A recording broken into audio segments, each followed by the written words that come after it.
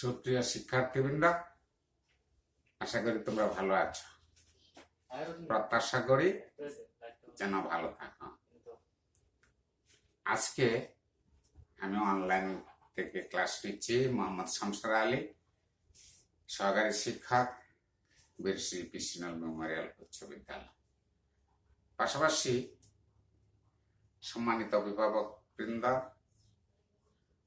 এবং সুপ্রিয় শিক্ষার্থীবৃন্দ সর্বাগ্রে জানাই শ্রেণীমতে সালাম, আদাব ও নমস্কার।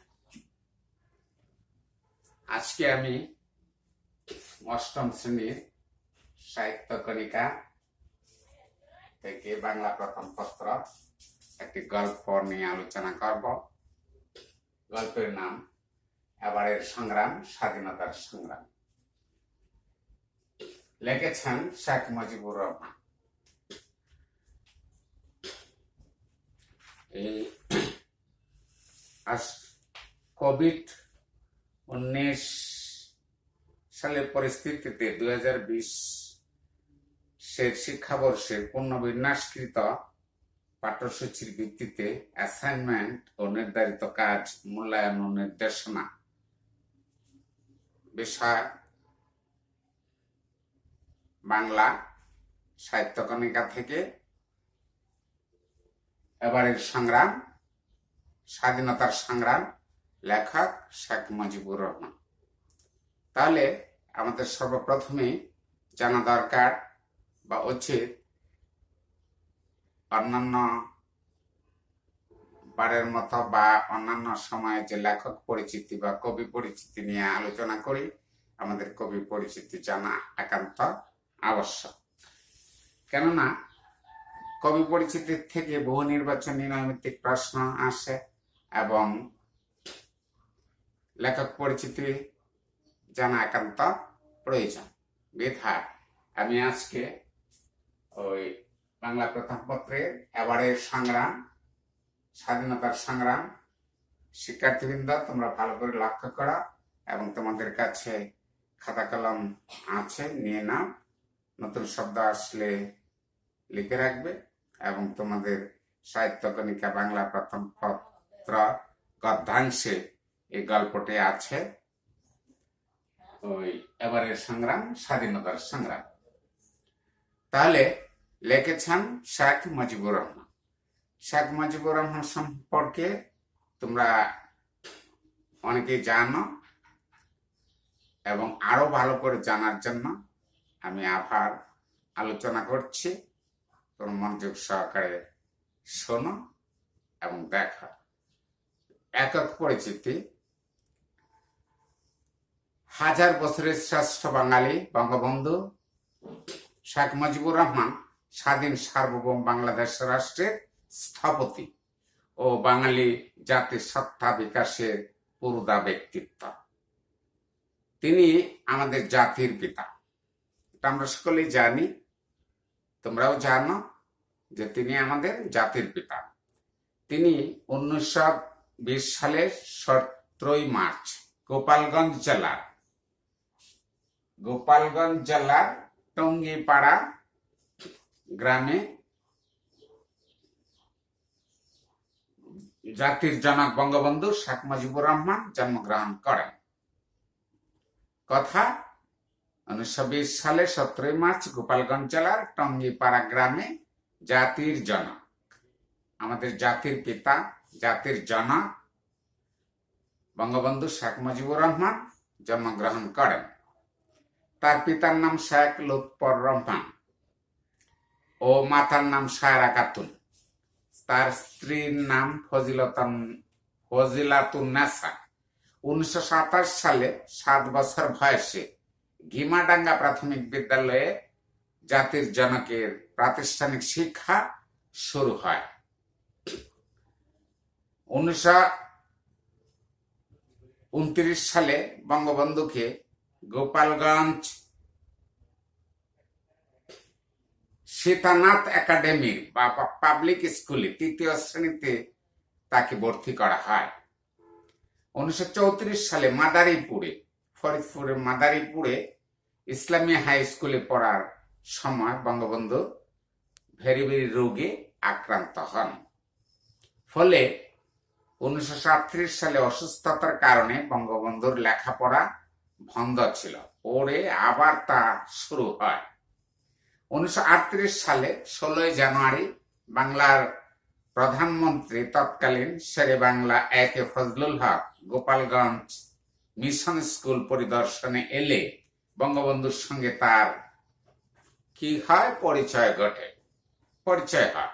এবং 1938 সালে মাত্র 18 বছর বয়সে তিনি বেগম ফজিলাতুন্নেছার সঙ্গে বিবাহ বন্ধনে আবদ্ধ হন। 1939 সালে সরকারি নিষেধাজ্ঞা উপেক্ষা করে স্কুল কর্তৃপক্ষের বিরুদ্ধে তিনি একটি প্রতিবাদ সভা আহ্বান করেন। এই প্রতিবাদ সভা আহ্বান করার কারণে এই দুঃসাহসের পরিচয় দিয়েছেন বলে এই জন্য বঙ্গবন্ধুকে প্রথমবারের মতো কারাবরণ করেন। 1942 সালে অসুস্থতার কারণে বেশি বছর বয়সে বঙ্গবন্ধু কি করেন, এখন আমরা এসএসসি পরীক্ষা বলি, তখনকার সময় এন্ট্রান্স বা প্রবেশিকা বলা হতো। তিনি একটু বেশি বয়সে অসুস্থতার কারণে, কারণ ওই যে ভেরিবেরি রোগে আক্রান্ত হয়েছিলেন, এই সময় তার পড়াশোনা অসুস্থতার কারণে বন্ধ ছিল। তারপর আবার যখন শুরু হয় তখন তিনি ওই নিষেধাজ্ঞার কারণে, সরকারি নিষেধাজ্ঞার কারণে তিনি একটা প্রতিবাদ সভা করেছিলেন। সেই প্রতিবাদ সভাটার করার ফলে তাকে কারাবরণ করতে হয়েছিল, কারাগারে বন্দী করেছিলেন। 1942 সালে এই অসুস্থতার কারণে লেখাপড়াটা বিলম্ব হয়ে যাওয়ার ফলে তিনি একটু বেশি বয়সী প্রবেশিকা পরীক্ষা পাশ করেন এবং এবছরই পাশ করার পরে কলকাতা ইসলামিয়া কলেজে ভর্তি হন এবং এই কলকাতা ইসলামিয়া কলেজে বেকার হোস্টেলে 24 নং কক্ষে তিনি থাকতে শুরু করেন। 1944 সালে কুষ্টিয়া অনুষ্ঠিত নিখিল বঙ্গ মুসলিম ছাত্র লীগের সম্মেলনে তিনি যোগ দেন। ছাত্রলীগের একটি সম্মেলন হয়, এই সম্মেলনে তিনি যোগ দেন। এর মাধ্যমে, এই যোগ দেওয়ার মাধ্যমে আনুষ্ঠানিকভাবে তিনি রাজনীতিতে কি করেন, রাজনীতিতে তিনি প্রবেশ করেন এবং অভিষিক্ত হন এবং এই বছরই ফরিদপুর জেলা অ্যাসোসিয়েশনের তিনি সম্পাদক পদে নিযুক্ত হয়েছিলেন। 1946 সালে বঙ্গবন্ধু বিনা প্রতিদ্বন্দ্বিতা কলকাতা ইসলামিয়া কলেজের ছাত্র সংসদের সাধারণ সম্পাদক নির্বাচিত হন। এ সময় তিনি হুসেন সোহরাওয়ার্দীর সহকারী নিযুক্ত হয়েছিলেন এবং তখনকার সময়ে এই বছরই প্রাদেশিক নির্বাচনে তিনি মুসলিম লীগের পক্ষে গুরুত্বপূর্ণ ভূমিকা পালন করেছিলেন। 1947 সালে বঙ্গবন্ধু জাতির জনক, আমাদের জাতির পিতা বঙ্গবন্ধু কলকাতা বিশ্ববিদ্যালয়ের অধীনে ইসলামিয়া কলেজ থেকে বিএ পাশ করেন। 1947 সালে 6 সেপ্টেম্বর ঢাকায় গণতান্ত্রিক যুবকর্মীদের এক সম্মেলন অনুষ্ঠিত হয়েছিল। বঙ্গবন্ধু এই সম্মেলনে তিনি অত্যন্ত গুরুত্বপূর্ণ ভূমিকা পালন করেছিলেন। 1948 সালে ঢাকা বিশ্ববিদ্যালয়ে বিএ পাশ করার পর 1948 সালে ঢাকা বিশ্ববিদ্যালয়ে আইন বিভাগে তিনি আবার পড়াশোনা শুরু করেন। 1948 সালে 23 ফেব্রুয়ারি প্রধানমন্ত্রী কাজী নাজিমুদ্দিন উর্দুকে পাকিস্তানের রাষ্ট্রভাষা হিসাবে ঘোষণা করলে বঙ্গবন্ধু তার তাৎক্ষণিক প্রতিবাদ করেন এবং এ বছরই 2রা মার্চ রাষ্ট্রভাষা বাংলার দাবিতে বঙ্গবন্ধুর প্রস্তাবে সর্বদলীয় রাষ্ট্রভাষা সংগ্রাম পরিষদ গঠিত হয়। সুপ্রিয় শিক্ষার্থীবৃন্দ, তোমরা জানো তিনি ছাত্র জীবন থেকে রাজনীতি পছন্দ করতেন এবং রাজনীতিতে অংশ নিতেন। এখন বাংলা ভাষার দাবিতে তখনকার সময়ে ধর্মঘট আহ্বানকালে বঙ্গবন্ধু গ্রেপ্তার হয়েছিলেন। আবার 15 মার্চ এই যে গ্রেপ্তার হয়ে তাকে কারাগারে বন্দী করেছিলেন, 15 মার্চ কারাগার থেকে তিনি মুক্তি লাভ করেছিলেন। 1949 সালে পূর্ব বাংলা একটা দুর্ভিক্ষ শুরু হয়েছিল। অভাব অনটন, জনগণ খুবই খাওয়ার অভাব ছিল, কাপড় পরার অভাব ছিল, বিভিন্ন দ্রব্য সামগ্রীর অভাব, একটা করুণ সময় তখন। এই যখন অভাব অনটনে পড়ে দুর্ভিক্ষ দেখা দেয়, এই দুর্ভিক্ষ হয়, ওই সময় খাদ্যের দাবিতে তিনি আন্দোলন শুরু করেন যে মানুষ না খেয়ে মরবে, কেন মরবে, খাদ্য চাই, খাদ্য আমাদের দিতে হবে। এই আন্দোলন তিনি শুরু করেন। 1950 সালে 1 জানুয়ারি এই আন্দোলনের কারণে তাকে পুনরায় গ্রেপ্তার করে কারাগারে নিয়ে যান। 1952 সালে 14 ফেব্রুয়ারি এই কারাগারে তিনি কি করেন, অনশন শুরু করেন। 1952 সালে 27 ফেব্রুয়ারি লাগাতার অনশন, মানে একটানা অনশন। এই অনশন শুরু করাতে দেখা যায় তিনি অসুস্থ হয়ে পড়েন। এই অসুস্থ অবস্থায় বঙ্গবন্ধুকে স্বাস্থ্যগত কারণে আবার তাকে কি করে, মুক্তি দেওয়া হয়। তিনি মুক্তি লাভ করেন। এই মুক্তি লাভ করেন 1970 সালে জাতীয় পরিষদের নির্বাচনে আওয়ামী লীগ 166টি আসন লাভ করে 1970 সালে 10 ডিসেম্বর প্রাদেশিক পরিষদের নির্বাচনে আওয়ামী লীগ পূর্ব পাকিস্তানের 298টি আসন লাভ করে। আমাদের জাতির পিতা বঙ্গবন্ধু ছাত্র জীবন থেকে রাজনীতি ও দেশ ব্রতে যুক্ত হন। ভাষা আন্দোলন সহ বিভিন্ন গণতান্ত্রিক আন্দোলন যোগ দিয়ে তিনি বহুবার কারাবরণ করেছেন। বাঙালি জাতীয়তাবাদের ভিত্তি রচনায় তার অবদান ছিল অপরিসীম।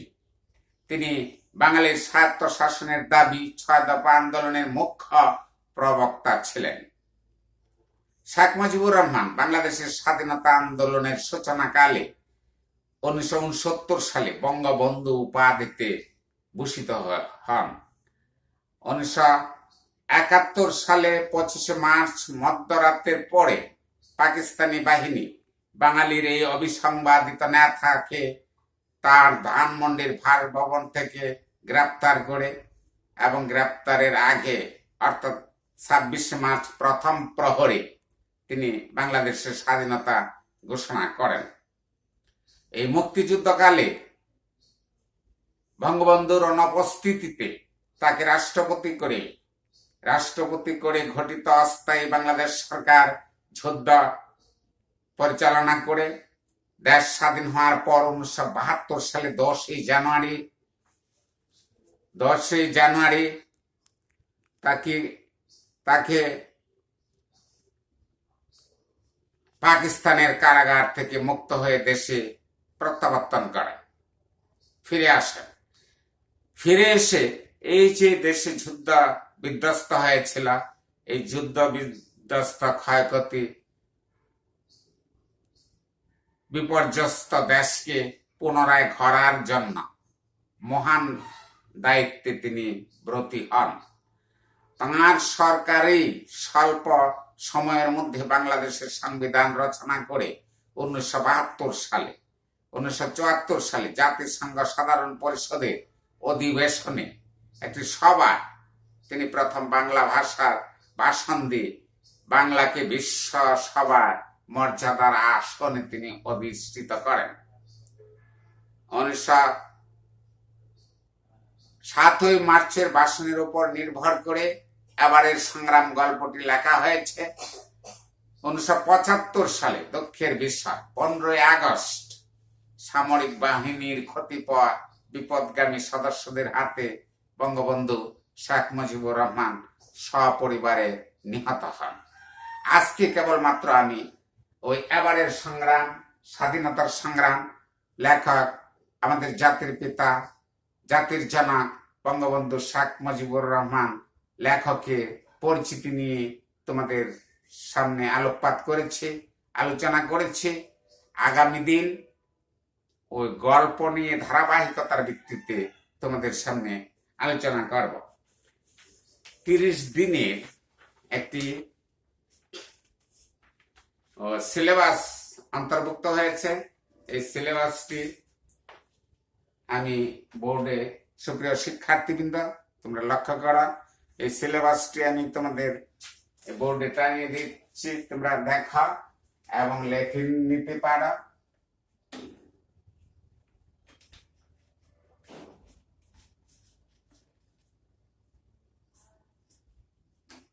আশা করি দেখতে পাচ্ছ।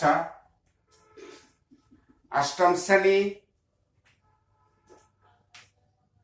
কোভিড-19 পরিস্থিতিতে 2020 শিক্ষাবর্ষের পূর্ণ বিন্যাসকৃত পাঠ্যসূচির ভিত্তিতে অ্যাসাইনমেন্ট, নির্ধারিত কাজ ও মূল্যায়ন নির্দেশনা, বিষয় বাংলা। অ্যাসাইনমেন্টটা কিভাবে করবে তার নমুনা এই ছকের মধ্যে দেওয়া হয়েছে, দেখতে পাচ্ছ। আশা করি দেখা যায়। ওই অ্যাসাইনমেন্টের ক্রমিক নাম এমনি ভাবে রোল করে তারপরে এইভাবে তোমরা প্রথমে লিখবে অ্যাসাইনমেন্টের ক্রমিক নাম, অর্থাৎ প্রত্যেক সাবজেক্টে তোমাদের অ্যাসাইনমেন্ট করে জমা দিতে হবে। অ্যাসাইনমেন্টের ছাপটি আমি তোমাদের বোর্ডে টানিয়ে দিয়েছি, ভালো করে লক্ষ্য করো, মনোযোগ সহকারে শোনো এবং আমি একবার পাঠও করছি। তারপরে 2 নম্বর কলামে আছে অধ্যায় ও বিষয়বস্তু, যে বাংলার বা অন্যান্য বিষয় কথা, অধ্যায় এবং বিষয়বস্তু কি। যেমন আজকে বাংলা গদ্যাংশ থেকে গল্প, এবারের সংগ্রাম, স্বাধীনতার সংগ্রাম, এটা লেখা হবে। দ্বিতীয়ত কভার পেজের নমুনা, অ্যাসাইনমেন্টের শিরোনাম কি হবে লিখবে এবং তুমি যে বিদ্যালয়ে পড়ো ওই বিদ্যালয়ের নাম লিখবে এবং তারিখ, কত তারিখ সে তারিখটা উল্লেখ করতে হবে এবং তোমার নিজের নাম, ছাত্রছাত্রীর নাম এবং কি বিষয়, যেমন আমি বাংলা পড়াচ্ছি, বাংলা বিষয়, এবং তুমি কোন শ্রেণী, 8ম শ্রেণী, এবং তোমার রোল নাম্বার কত এবং শাখা। যদি 9ম 10ম শ্রেণীতে পড়ো তাহলে তোমার মানবিক শাখা, বাণিজ্য শাখা, বিজ্ঞান শাখা। তবে 8ম শ্রেণীর বেলা শাখা লেখার তোমাদের কোনো প্রয়োজন নেই। তারপর নির্ধারিত কাজ এখানে আছে। অ্যাসাইনমেন্টে প্রশ্ন, যেমন আমি তোমাদের এই এবারের সংগ্রাম, স্বাধীনতার সংগ্রাম শেখ মুজিবুর রহমান লিখেছেন, আলোচনা করেছি। এই গল্প থেকে প্রশ্ন যে এবারের সংগ্রাম, স্বাধীনতার সংগ্রাম এই উক্তিটি কার, এর আলোকে বাংলাদেশে স্বাধীনতা যুদ্ধের গুরুত্ব বর্ণনা করা। ওইটা তোমরা লেখে পারতে তারপরে স্কুলে স্যারের কাছে যে যে সাবজেক্ট, যে বিষয় পড়ান তার কাছে এনে তোমরা জমা দেবে। তারপরে মূল্যায়ন ও নির্দেশক, অ্যাসাইনমেন্টে লেখার নিয়ম অনুযায়ী কভার পেজটি তৈরি করতে হবে। এই নিয়ম অনুযায়ী হতে হবে, কভার পেজটি তৈরি করতে হবে এবং স্বাধীনতা যুদ্ধের কারণ ও ফলাফল ধারাবাহিকভাবে লিখে যথাযথ বর্ণনা দিতে হবে। বাক্য গঠন ও বানান সঠিক হতে হবে, না হলে কিন্তু মূল্যায়ন করা হবে না। ওই যে চারটা এখানে দেওয়া হয়েছে, সুপ্রিয় শিক্ষার্থীবৃন্দ, আশা করি তোমরা ভালো করে লক্ষ্য করেছ এবং দেখতেছ এবং এটা তোমাদের কাছে পৌঁছে যাবে। আশা করি বুঝতে পেরেছ। আগামী দিন আমি কেবলমাত্র গল্প নিয়ে আলোচনা করব। আশা করি তোমরা শুনেছ এবং বুঝতে পেরেছ। যাক, শেষাংশে আবারও তোমাদেরকে আশীর্বাদ, ধন্যবাদ জানিয়ে তোমরা ভালো থাকো, সুস্থ থাকো, এই প্রত্যাশা কামনা করে আমার অনলাইন ক্লাস এখানে সমাপ্তি ঘোষণা করছি। আল্লাহ হাফেজ।